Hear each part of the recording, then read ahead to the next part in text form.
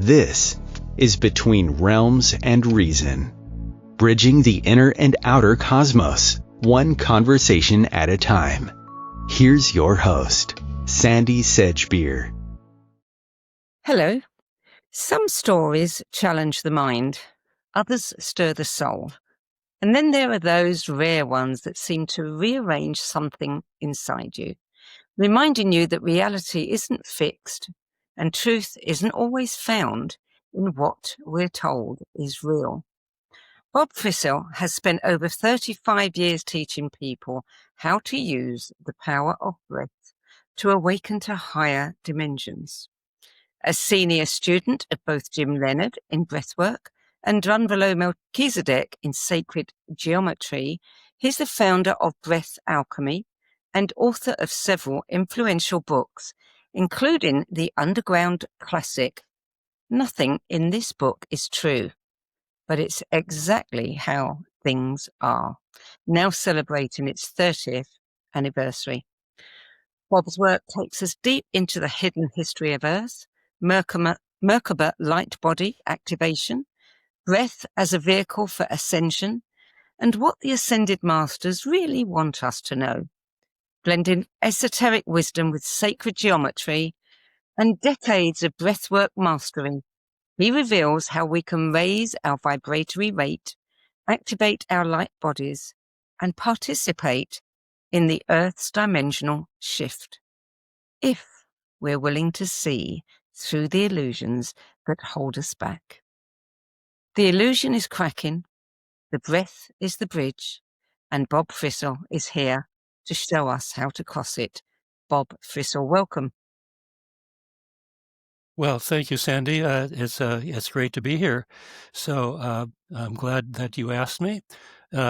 Why? Well, because I love to talk about my favorite topics, and I think we're going to get an opportunity to do that today. So I'm here. I'm ready to go. Let's have some fun. Let's rock and roll, as they say. Good. Then let's begin at the beginning.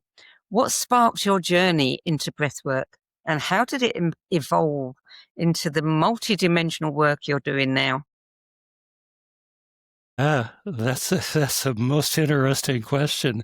Well, I've been around the block for a few years, and to begin to take a look at that question, we have to go back in the day into the 1970s. And at the time, I was a professional bowler, and if you're a professional bowler, you want to be the very best that you can be. And I took a serious look at what was separating me from the top players out on tour. And I began to realize it's very clear. They're more apt to perform up to par and beyond par in a pressure situation than I was. No pressure, no problem. I was as good as anybody. But how do you up your game to be there when it really counts? And that's really what got me all started. From that, I discovered meditation, and my bowling game improved dramatically as a result of that. But with that said, it was all very short-lived, because shortly thereafter, I suffered a back injury, and like a dummy, I tried to ignore it and play through it. That only made it worse. It got to the point to where I'm in the prime of my life, and I'm crippled. I can, on a good day, I can get out of bed. It'll only take 45 minutes, and like that. I just felt that I've really painted myself into a corner here. What am I going to do? And I explored my options. The first option, obviously, is you seek medical help, and I quickly crossed that one off because I had heard too many horror stories of people who had gone through back surgery and spent the rest of their lives wishing they hadn't done it. So I was not going to, I wasn't even going to let a doctor look at my back. The second option was chiropractic, and thank goodness they saved my life in the interim. But diminishing returns soon began to set in. And yeah, a chiropractor could set me back, but in 5 minutes, I'm back out again. So what good is that? That really left only one option, and that was to find a way to heal myself. Now, I was a good bowler, but not a whole lot else. I didn't know anything with regard to spirituality and consciousness. I don't think I even knew it existed. It just wasn't a part of my existence. But here I am. My only viable option is to find a way to heal myself. And what I brought to it absolutely was the entrance requirement, and that's the absolute burning desire, the total 100% intention. That's something that I had naturally anyway from my adventures in sports, because if you don't have that, you you you don't even get out of bed in the morning. You've got to have that. You've got to be willing to do whatever it takes to be the best that you can be. So I had that. I thought everybody else did too. I quickly discovered that's not true, but I had it. And so I was determined to find a way. No matter what it took, no matter how long it took, I was going to find a way to heal myself. And in that began an adventure that continues to this day. There was a lot of, you've got to do it. I mean, the pain and all that, and I want my life back. And I'm standing in front of the full-length mirror on a daily basis, just affirming with great conviction that I want my body back. I wasn't going to stop. And I just kept going, and I quickly realized that everything is a function of consciousness. You've got to raise your level of awareness. That led me to the realization that you've got to begin to raise your vibratory rate, because I began to realize that my body was just stuffed with stuck energy. And I didn't know it at the time, but what it was unresolved emotional trauma from childhood. The inner child was barking loud and clear, and it finally came up and bit me really good. And that is in the form of the back injury. So one thing just led to another, and I heard of a breathwork technique. At the time, it was called rebirthing. It sounded kind of weird. It sounded very weird, but it sounded somewhat promising too. So I decided, well, let's give it a try, and I did. The first was it was introduced to me without my awareness, and I had a terrible experience because it was facilitated by people who had no business doing it. They didn't know what they were doing. They had just learned something a week earlier, and like I say, they had no business teaching me. So, but that continued. And finally, I just decided, well, after I had one session from a couple who really did have a good idea of what they were doing, they were pretty good. It gave me an experience of life energy returning to that area in my back where previously it felt like my body was severed in two. There was an area of my body there that I just hardly I couldn't feel. It was just so filled with trauma and stuck energy but for one brief shining moment in this breathwork session, the energy briefly returned. And I decided, well, there's some real possibility here. And so I decided to pursue breathwork full time. Again, it was called rebirthing at the time. I call it Breath Alchemy now because it's far advanced over what I was learning back in the day. But that's what we had. And so I became somewhat of a trained breathing teacher. I really wasn't very good, but my primary purpose was to find a way to heal myself. It took 7 or 8 years of just digging around and beginning to realize with certainty that what I'm doing is pretty good, but it's not giving me the consistent results that I'm looking for. And that was the decision that I made back in about 1987, where I decided, well, I'm going to contact my good friend Jim Leonard, who seemed to be teaching a form of breath work that was a cut or two above what other people were teaching. And he absolutely was. And so when I began to study and learn from him, it not only transformed my life completely, but it also gave me what I needed to heal my back. I am so pleased to say that I have long since healed the back to the point to where it's like it never, ever happened. And I'm also very pleased to say that, as I indicated earlier, this set me off on a journey that continues to this very day. And even though I've been challenged severely many times. I think we all have. You're going to be challenged anyway, no matter what you do. But at least I was doing what I was loving, what I loved, and what truly engaged me, and just what kept me going. How I woke up in the morning with a smile on my face because of whatever new adventure I was going to discover that day. And as I say, that continues to this very day. And so that, Sandie, is how I write my books. That's how I develop my breath alchemy technique, and it just continues from there. So you call this particular book a story of your continuing personal journey of discovery. Just give me a few of the biggest inner revelations along that path. The first thing I discovered, and I discovered it only mentally. Back in the day, a friend of mine gave me a book called The Book, on the taboo against knowing who you are. That was the subtitle. But the name of the book was The Book. I thought that was pretty interesting.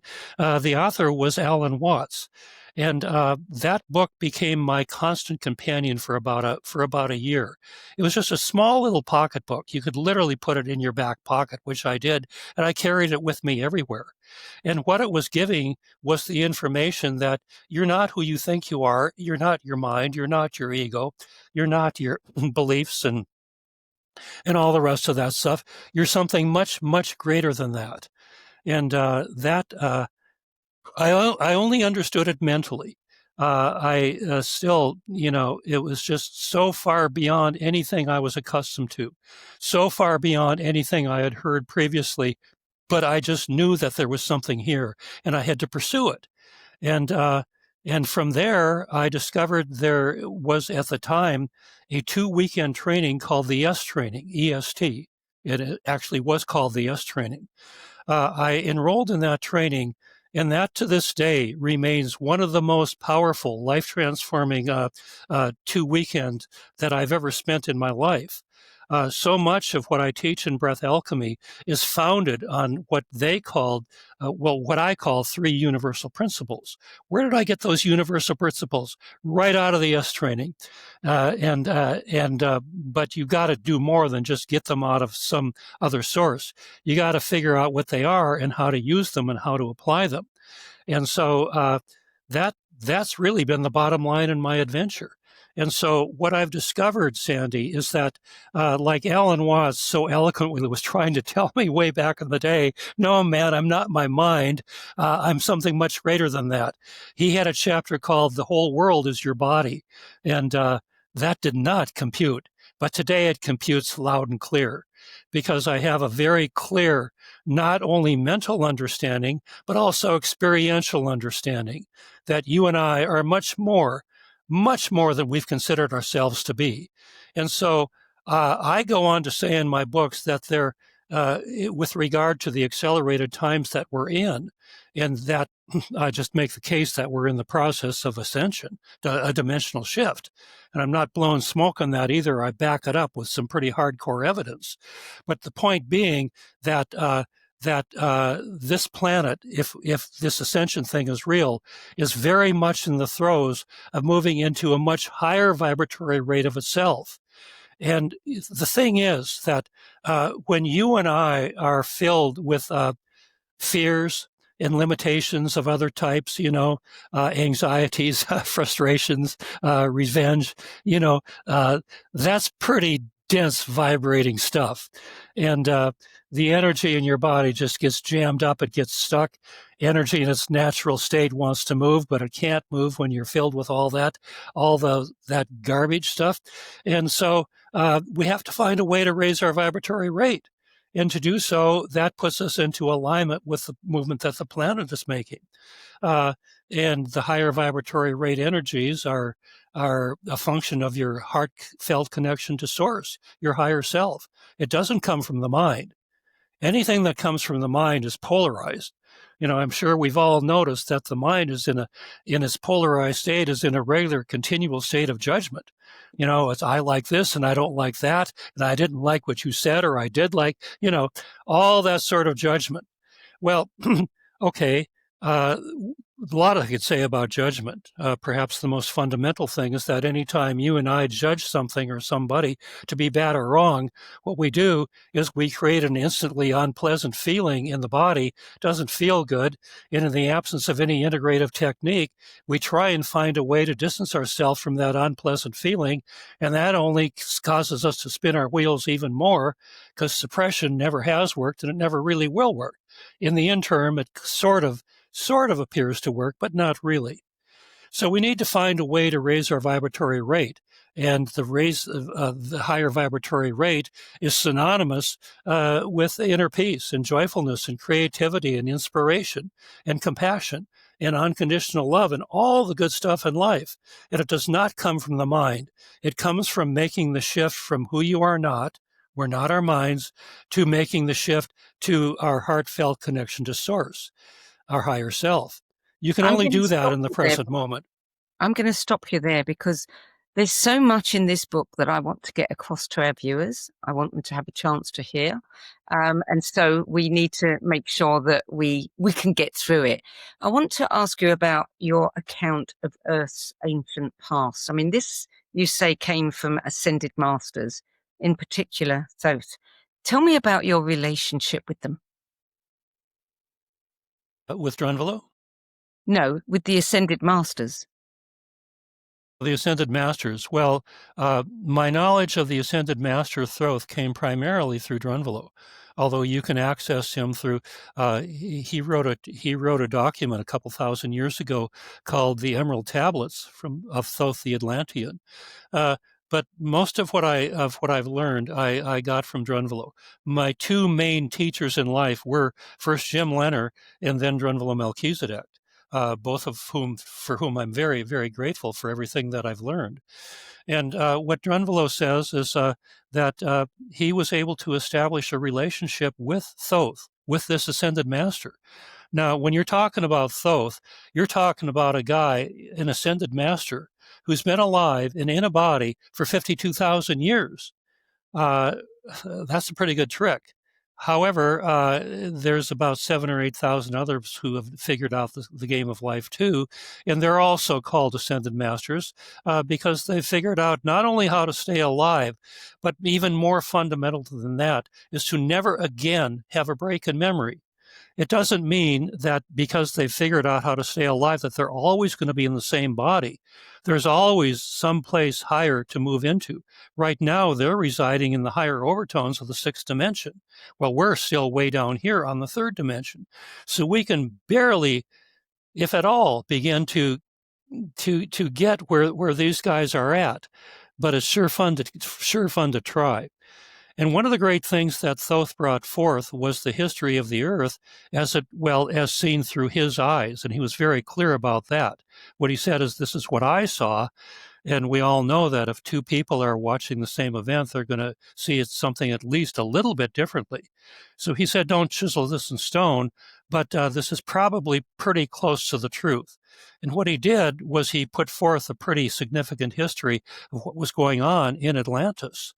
And I think the significance of it is, Sandie, is that it would be very difficult. In fact, I would go further and to say that it's impossible. It would be impossible for us to know and to understand where we are today, let alone have any idea where we're going as individuals and as a planet, unless we know our past. I would just bottom line that it's essential. We must know our past in order to have some sense of where we are and where we're going. Now, our past, we are told, all began about 3800 BC in Sumer, and before that, there was nothing but hairy barbarians. Well, if that's true, I got a few questions, and I'd like to begin by asking you, Mr. Historian. Let's go to the Giza Plateau. You tell me, who built the Great Pyramid? Who did it with such incredible precision that it's accurate down to a single atom? Who did it? Who built the Sphinx? And nobody has a really good answer for that. Any answer that anybody gives, it quickly falls apart if you take more than a superficial look at it. So you can begin there, but don't stop there. Go ahead. I was going to say, so you go back 500,000 years. You talk about Earth's history going back 500,000 years and the transfer of Martians and beings from Maldek to Earth. Are you hinting that they built the pyramids? No, not at all. No. But let me ask you, who do you think built the pyramids? Do you think, I guess the traditional answer is that it was slave labor, and they were hauling all these multi-ton blocks through the desert. And of course, then the question is, well, how do they get them up 450 feet high? So did they build the Great Pyramid? Oh, I don't think so. Somebody who had a technology and an understanding that was far beyond anything that we can even begin to comprehend today. Somebody who had access to, let me just call it anti-gravity, because how else are you going to raise two-ton blocks into the air, and to do it with such incredible precision that we can't even begin with our modern day technology. We can't even begin to match it. I heard that the Japanese, relatively recently, and I forget if they tried to build one 1/3 the size or 1/5 the size, but whatever the size they chose, they couldn't do it. And that was using modern day technology. It cannot be done today with the technology that we have. Yet it was done with amazing precision back in the day. And we Do you go have back any to Thoth, clues? and Thoth, pardon? Do you have any clues? Yeah, yeah. Thoth says he built it along with two other ascended masters, Ra and Aragat, and that it was built 13,200 years ago, and it was built primarily as a chamber for ascension and resurrection. So it would take somebody of a sixth dimensional level consciousness, in other words, to be able to construct this thing. You also talk about the significance of the 25,920 year precession of the equinoxes in Yes. humanity's awakening. What is the connection there? Well, the connection is the first thought is that we most likely are in a binary star system, even though we're told that we're not. But we're also told, especially by higher life forms, that all star systems are in at least a binary star system. One of the best references I've found goes back 2.6 billion years. They call themselves the ancient builder race, and they were the inhabitants of Venus, our neighbor, our next door neighbor. When, according to the ancient builder race, Venus, the planet, went through ascension from third to fourth dimension 2.6 billion years ago. And at the time, only about, fewer than a third of them made it through. The rest of them, don't worry, they were transported to another third dimensional planet where they were given enough time to work through their karma so that they too could eventually ascend. But those who did first make it, are now known as a collective entity of Ra. And I mentioned Thoth, Ra, and Aragat, who built the Great Pyramid. Well, if that's true, then Ra is this collective entity from Venus, who's been around the block many, many times. So what they say is that all star systems are binary systems. So if you take a look at the 25,920 year precession of the equinoxes, we've been told that what it is a result of a slight wobble in the Earth's axis, and over the course of less than 26,000 years, it completes an ellipse. And so, well, okay, and I put that in my books, but I also amended it when I began to realize that we most likely are in a binary star system. And if we are, even though we don't know for sure what the companion star would be, the most likely candidate is Alpha Centauri, our closest neighbor. But we don't know that for sure. And it's still speculation. Is it a binary system? I say yes, it is. The evidence is overwhelming. And in that situation, the 25,920 years is called the Great Year. And that's the length of time it takes for the planets to complete one cycle around each other. And in that 25,920 year period, the great year, there's some amazing changes, significant changes that happen on a planetary scale, and in fact to the entire solar system. And it has to do with the push and pull in the geometry and just all sorts of. Well, I'm writing another book right now, and I'm not including that, but I got to write another one and put that stuff in there because it's really good. And I'd have to dig a little bit deeper to be able to. I mean, it's too complex to talk about on a podcast like this anyway. But I'm quite convinced that we in fact are in a binary star system, and that the Mayan calendar ties in perfectly with it. And we know that in December of 2012, the Mayan calendar came to an end, yet planet Earth did not come to an end. We didn't ascend. Something else was going on here. I can give an answer for that, but as best I know. But we still are very much in the process of moving into the higher dimensional worlds, and that's because we're at the end of the cycle, just exactly as the Mayans have been telling us for a long, long time. They had this stuff figured out way back in the day, and it's just so good. The Mayans are not messing around. They know what they're talking about.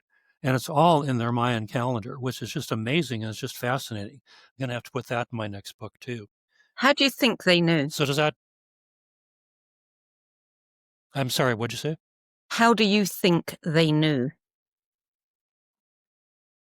Well, for one thing, they are survivors, conscious survivors of Atlantis. Now, Atlantis, we are told, sank to the bottom of the ocean about 13,000 years ago, and it did. And I've given as many details as I can in my books. But what we know is that 13,000 years ago, there was a shifting of the poles, a shifting of the axis. And what happens during a pole shift is that not only a whole lot of changes happen on the surface of the Earth. You can imagine if the surface winds are 1,000 miles an hour or so, that might, this is going to be just a bit more than a windy day. So that's going to shake things up quite a bit. But fundamentally, what it does in addition to that is that the magnetic field of the Earth goes away. The Earth's magnetic field is we are tied to it because that's how we access our memory. Now, if the Earth's magnetic field is gone for 14 days or more, and if we don't have some way of protecting ourselves, creating a synthetic protection field, we will lose our memory. There were survivors from Atlantis. Most of them had their memories erased clean. But the Mayans were conscious survivors of Atlantis, meaning that they were able to keep their memory intact. And what that means is that those of us who lost our memory, we were starting over from square one. And that's learning what fire is and learning how to be a caveman and go hunting and all the rest of that basic stuff. And it took about 7,000 years for us to wake up enough to get to the point to where we even could be taught, a bit more of who we really are. But the Mayans, they maintained their memory. In other words, they maintained their memory of Atlantis. And so much about Atlantis that was going on was on a higher level, a higher plane than what we are even on today. That was a pretty significant advantage. And so that's really my sense of where all the Mayan information came from. They never lost it. And then they supposedly disappeared. Who disappeared? The Mayans supposedly just disappeared. They didn't disappear. There's an old ancient document called the Toronto Documents, and it talks about how they were able to get into their boats and row themselves away, and they didn't disappear at all, and they resurfaced, and they just kept things going, and they have been a big part in reseeding our culture. They, along with the Atlanteans, who maintain their memories, and also the Sumerians, who began our culture in 3800 BC. There is a school of thought that, the Atlanteans came to Egypt and basically some of the survivors and gave them the technologies.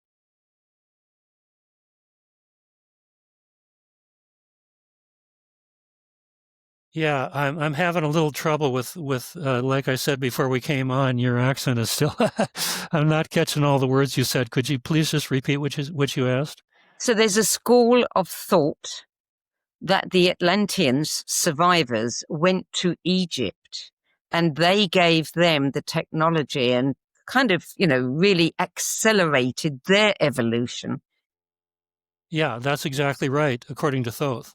That what happened is that here again, we have to go back to the Great Pyramid, and we have to go back to when the Atlantis sank to the bottom of the ocean and the poles shifted. So what happened was that, according to Thoth, the ascended masters all gathered on the landing platform on top of the Great Pyramid. It was built that way to perfectly hold a spaceship that I don't know if I need to go into the details about that ship, but it was a pretty unique ship to say the least. And so the Ascended Masters were able to, you might say, ride the wave of the 3.5 days of pole shifting and the 14 plus days of memory loss, keeping their memory intact and really just keeping the Earth intact. I don't know what would have happened had they not been there to do that.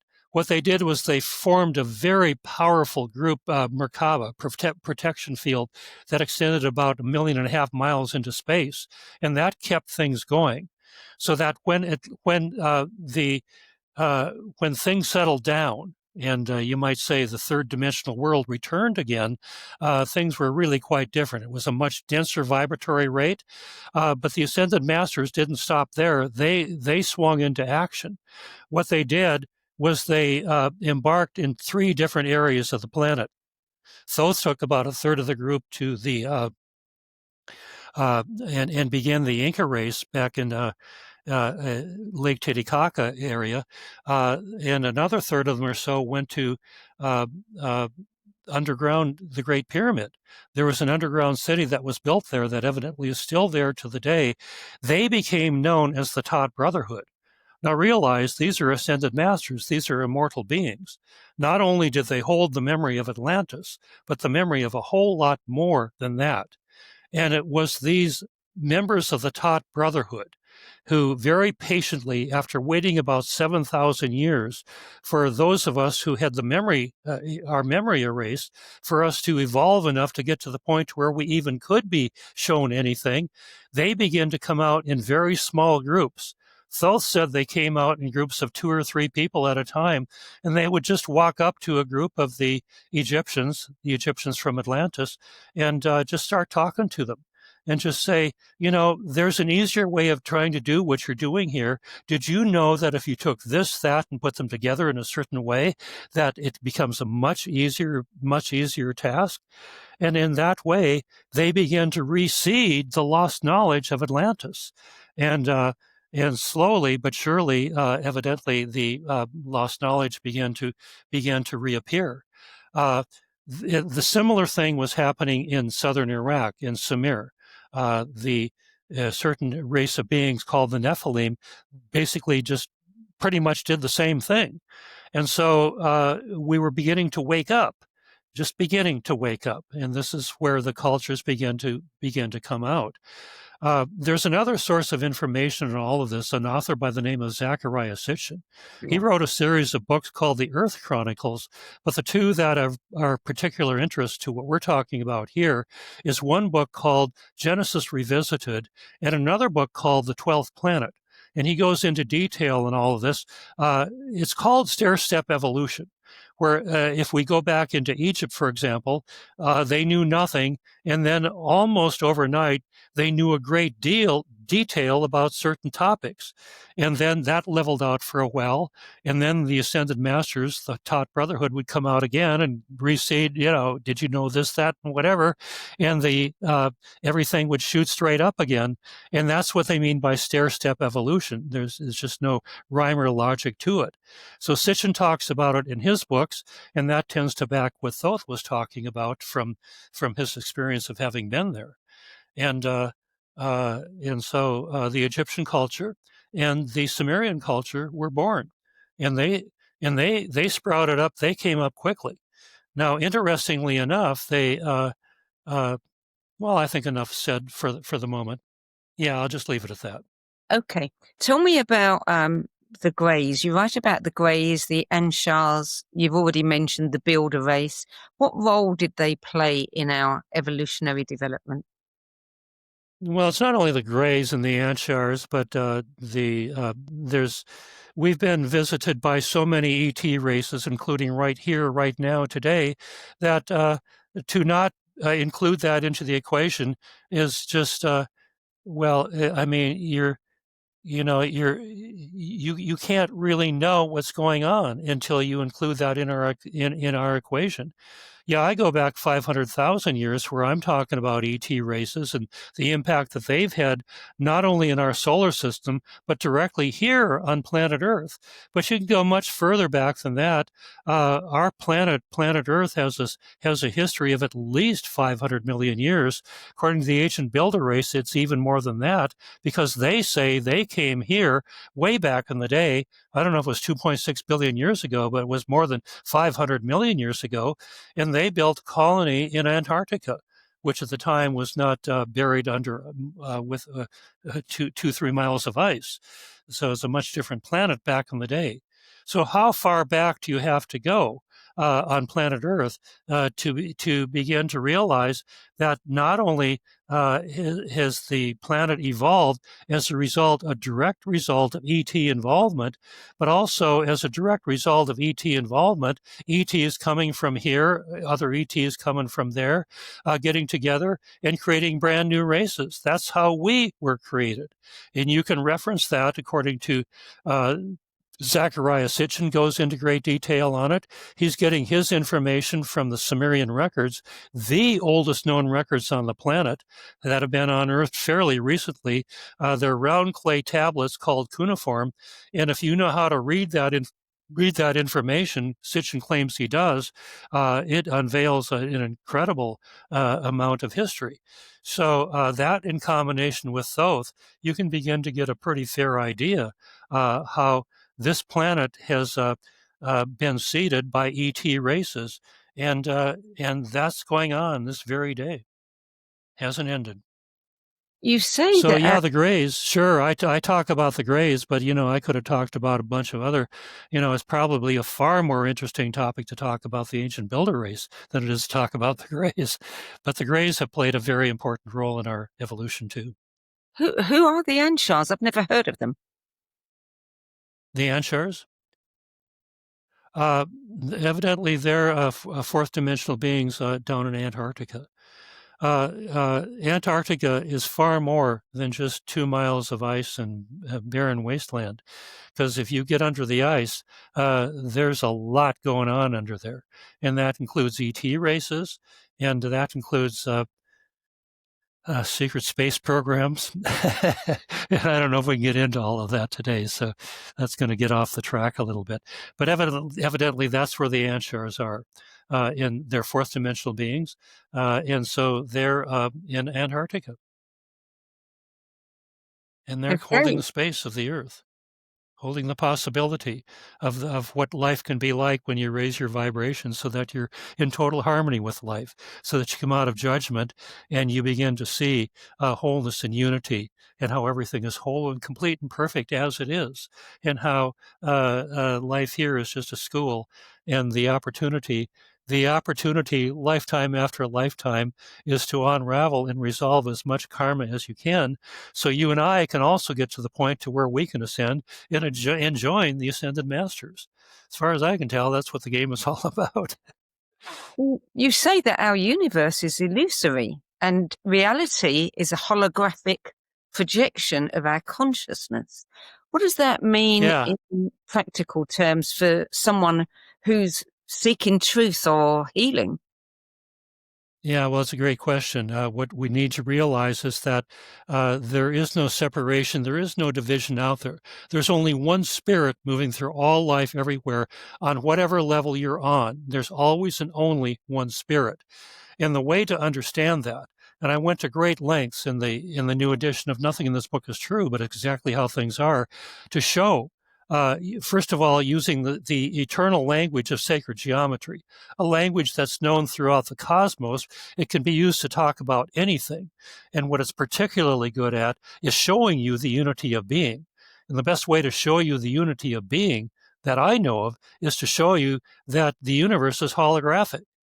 Now, what does that mean? Well, it means a whole lot. First of all, it means that if you take a hologram, you can take a hologram, any hologram, and cut it into, say, 2 equal pieces. You can cut it into 2,000 equal pieces and shine a laser through each of those pieces that you cut it into. What you're going to get is a smaller version of the whole.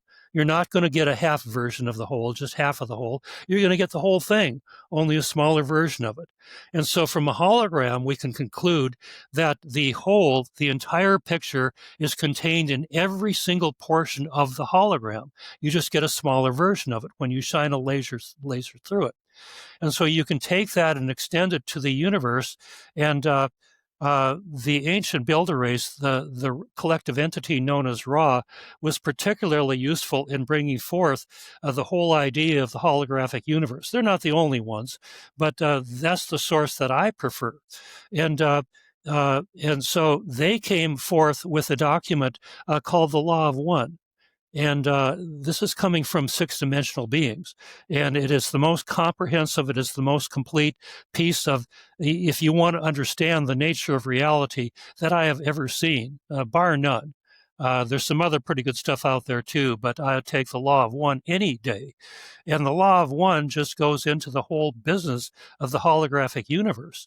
And to cut to the quick on it, what they say is that everything began, there's the original photon, and everything is a fractal or just a hologram of that. That's all there really is out there.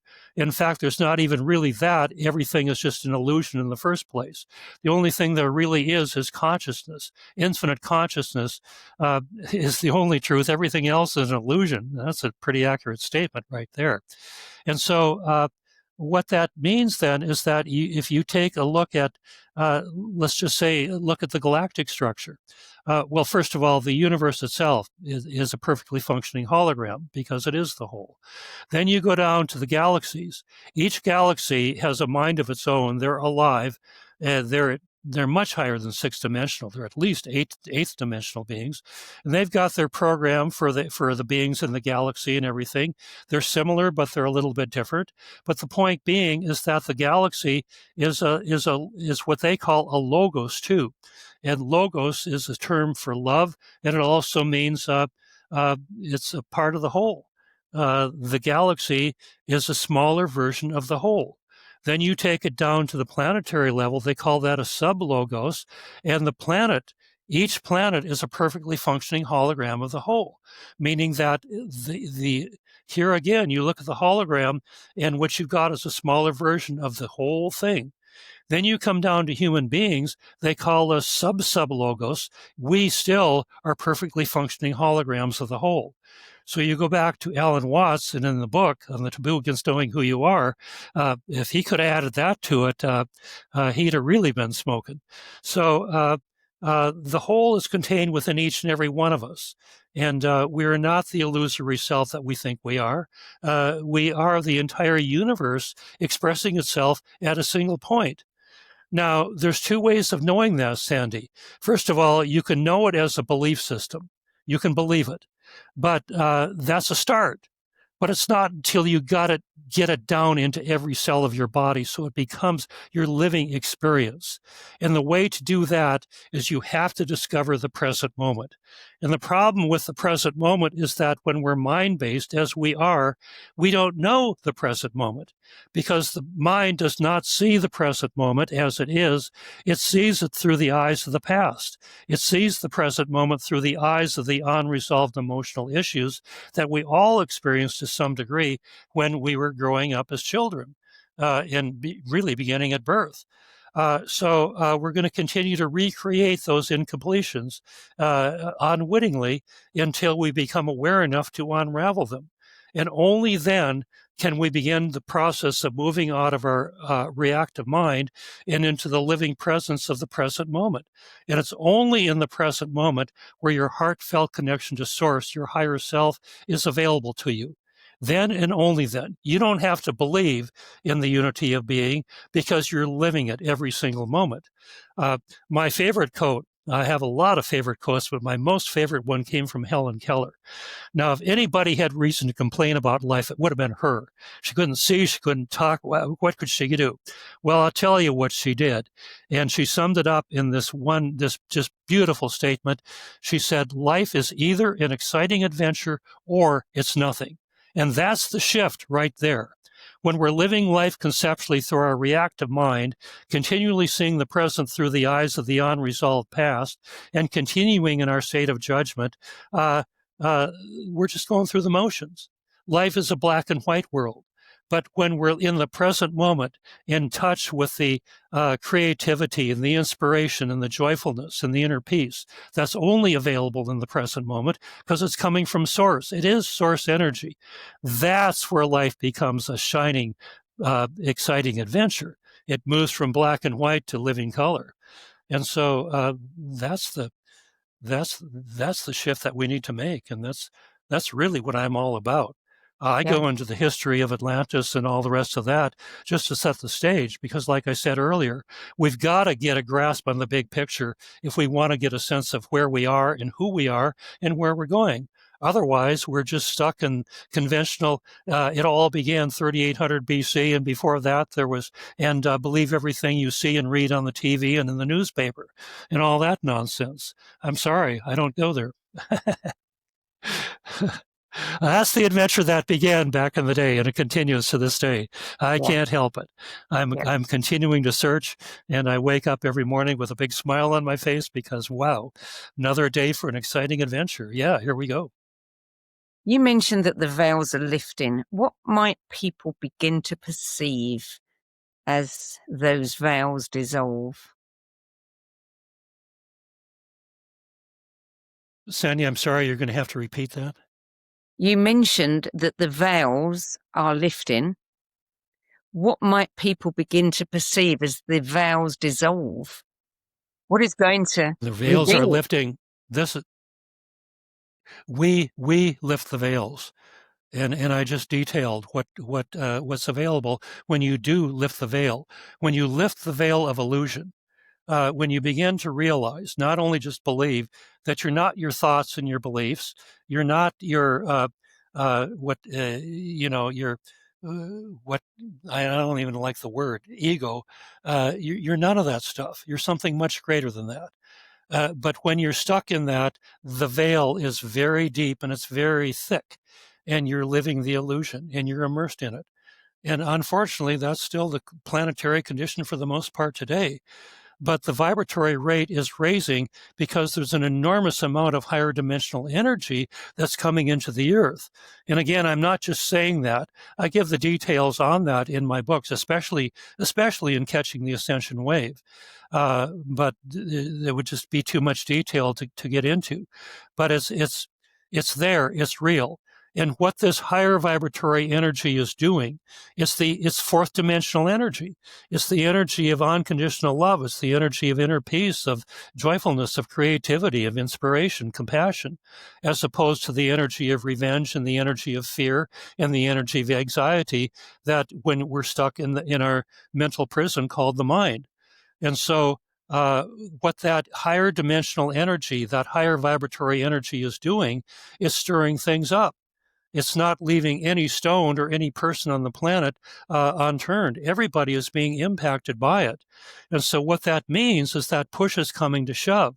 We're being given an accelerated opportunity to wake up and to realize that everything, well, Tesla said it perfectly, the most brilliant scientist we've ever had. If you want to understand the universe, you got to see it in terms of energy, frequency, and vibration. And that's what we're talking about here.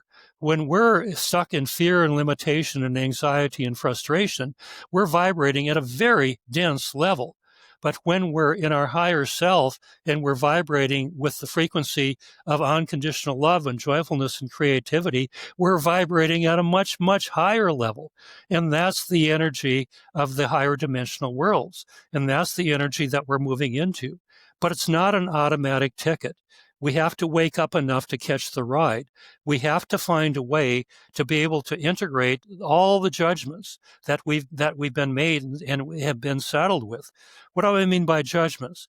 Well, what I mean is that anytime you and I judge somebody or some other thing, and then to make it real, we put a fair amount, if oftentimes a lot of emotional charge into it. You've got an upset going with a family member, a neighbor, whatever it might be, and I am right and you're wrong. But Sandie, you don't understand. I'm right and you're wrong. And you really believe your judgment, you make wrong. Well, what that does is it instantly creates a very unpleasant feeling in your body. And in the absence of any integrative technique, what we do is our utmost to avoid feeling that. What that does is it creates a huge amount of stuck energy in the body. And you stop and think of all the judgments that you've made in your life. You begin to realize there's a whole lot of stuck energy in your body. What to do with that? That's how I hurt my back in the day. I thought my body was just tight, but what it was just filled with all that unresolved emotional stuck energy from childhood that I had to integrate, that I had to heal before I could heal. So everything is tied to raising your vibratory rate, getting the energy in your body moving again. And that's the name of the game. So what I present in my books is an absolute surefire technique for learning how to discover and to master your innate ability to transmute that stuck energy. That's not only not doing you any good, but just keeping you stuck in fear and limitation. How to transmute that so you can discover the present moment, significantly raise your vibratory rate, and get on with what life is really all about. Is that through breathwork? The technique, the actual technique I use is called Breath Alchemy. And what it is a method that enables you, that allows you to recreate, which previously you've been avoiding and resisting. Whatever you and I are in resistance to, we're only going to get stuck with. We're only going to spin our wheels even more, only giving us more of what we don't like and more of what we don't want. But if you learn to harmonize with it, and I illustrate this with the three very powerful universal principles. Breath Alchemy is based on these three universal principles, that if you learn to align with life, if you come out of making war with your life and making peace with it, and learning how to do that on a feeling level in the body, you will discover your innate ability to transmute that energy into life-enhancing energy. The energy of inner peace, of joyfulness, of creativity, et cetera, et cetera. And that's because it puts you into the present moment, and it puts you in the presence of your higher self. Real stuff, it really works. Do you think, as many believe, that we are being watched by galactic civilizations that are interested in where we go from here? Of course. Smile, you're on intergalactic TV. Yeah. And I hope they're enjoying our interview. We're talking about them. And then what? I mean, they're watching, but are they watching because they want to see us evolve or something else? Absolutely. There's always I mean, where do you ever get to the point to where you know it all? There's always room to grow and to raise your level of awareness. And furthermore, as above, so below. It was Thoth, by the way, who coined that phrase, as above, so below, because they know that what happens here is also going to impact them directly. So I don't think they quite see it in those terms, because here again, when you're living the unity of life, there's no such thing as us and them, or anything like that. The ancient builder race, the raw collective entity, says it's impossible for them to see us as separate entities. Only we see us as separate entities because we're living in a mind-based created world that's a total illusion that sees separation and division. Why? Because the mind is polarized. It doesn't connect the dots to see wholeness. It takes a look out there and it sees a world that we don't really live in, we don't really belong to.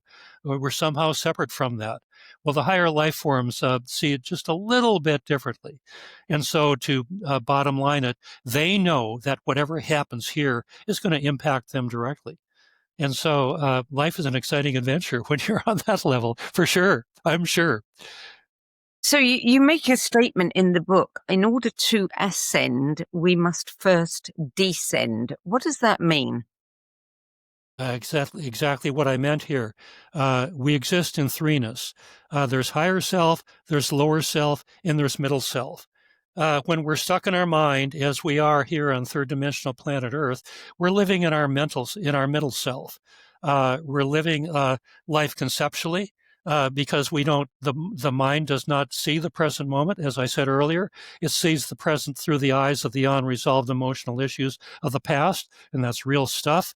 So it doesn't know the present. And so it continues to, it's just like you put on a pair of dark glasses that become a filter through which you see life.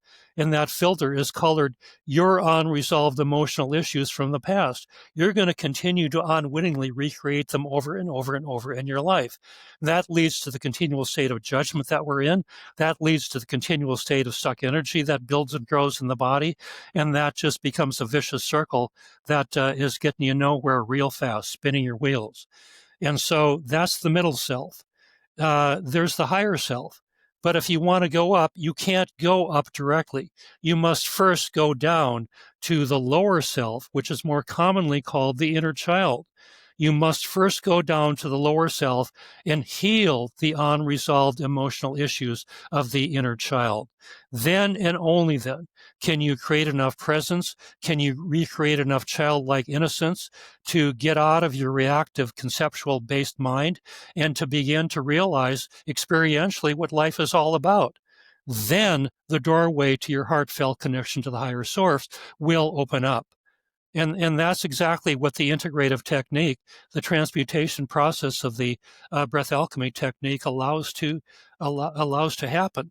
It just when you integrate, when you transmute that stuck energy that's been keeping you stuck in your middle self, stuck in your conceptual mind, and begin to live life experientially.